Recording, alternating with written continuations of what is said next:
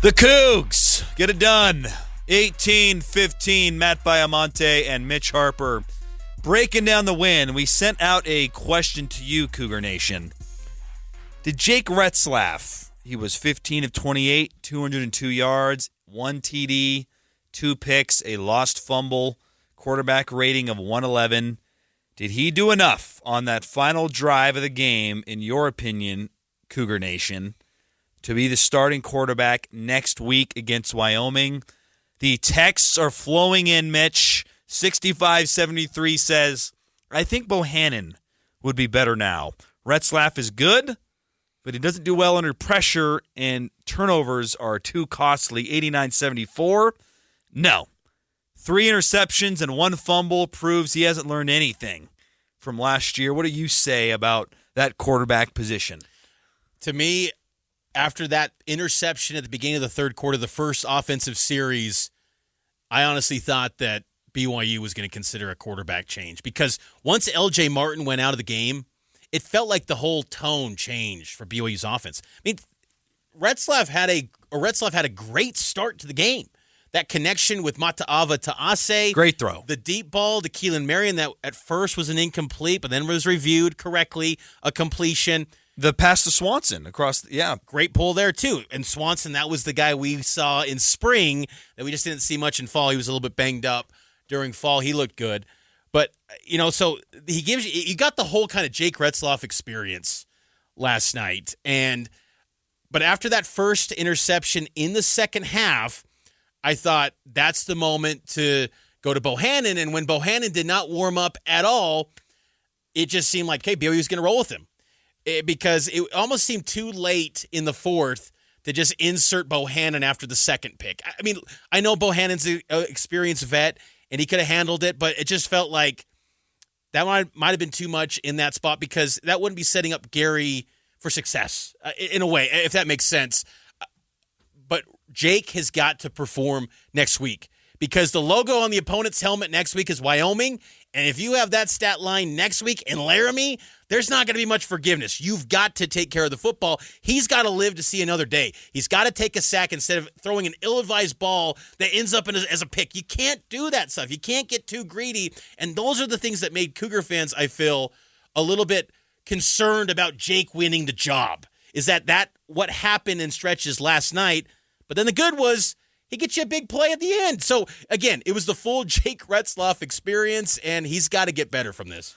The fans on the text line do not agree with what you just said, though. I think it's pretty unanimous. 57500. Fans want to change. 5719, he did not do enough. His decision-making was poor all night.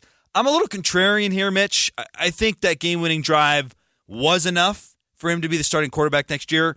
And I thought there was a good little nugget from next week, you mean? Yes, next week against Wyoming, yes. And I thought there was a good nugget from Kalani last night on that key 4th and 1 call. Give Jake a lot of credit. He got us in the right call. We have an audibles up there, and he felt it and got the right call on.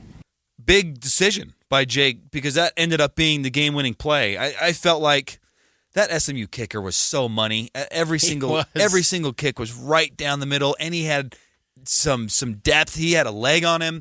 I felt like if they don't get that, the game is over. So I actually like that move.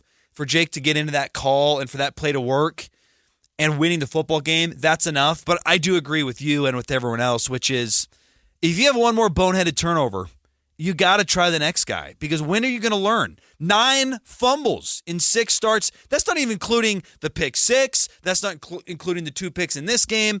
Way too many turnovers, Mitch. Way too many turnovers. That has to be cleaned up. And for someone who I feel like Jake does have an ability to make plays outside of the offense, but too often it's turning into a turnover. And you just cannot have that, because those turnovers could have lost the football game last night. Even in the TV broadcast last night, replaying that, Andre Ware was talking about BYU could be a good football team that's competitive in the Big 12. But if Jake Retzlaff has these costly mistakes, it's going to be the same outcome as last year. Yep. And I think that's where Cougar fans aren't just celebrating, overcome with joy from this win, because I think naturally they're kind of a little bit worried about what lies ahead. Is this sustainable in the Big 12? I'd say no. No, because not last night. Especially when everyone knows your tendency is a little bit better and there's a lot more on the line in those conference games. That's not going to get it done week after week in this conference where there are some pretty good defenses in this league. And the texters keep rolling in 17-18. No. Put in the former 4-star recruit, Gerry Bohanon. He can't be worse unless the team thinks he's, which I doubt. Should have read that a little bit closer there. This is an interesting thought. 5482, and keep the text coming. 57500.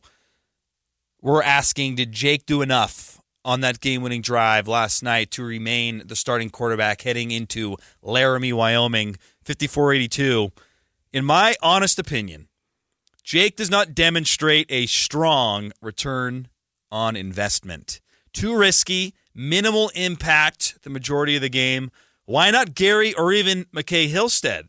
I don't think it could be much worse. Interesting thought. I mean, you could probably still muster up 18 points with Gary. Yeah. I'll tell you what does have a good ROI, though, Mitch. Beehive Meals, man, a Utah-based meal prep service. They specialize in preparing convenient, slow cooker freezer meals designed to simplify dinner for busy families. Love seeing their billboards on I-15 as well. I love Beehive Meals. We had a great Beehive meal this week. We busted out the chicken cordon bleu. It was spectacular. Like, I wish I could get it again.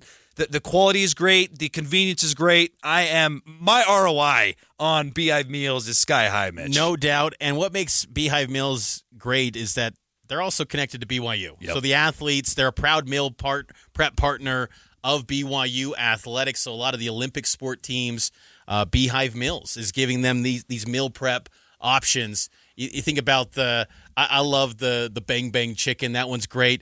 The pulled pork, too, is fantastic. You make the sandwiches and the versatility of the food. You can do a lot of different things with them. They give you the packaging. They make it easy. And then you kind of take off with it as you will. And you can kind of create your own food options or own meal with Beehive Meals. So they make it easy. It's simple. It's Beehive Meals. They do a great job. Let's take a break. News, traffic, and weather coming your way, and we'll keep hitting your texts and talking BYU quarterback play on the other side.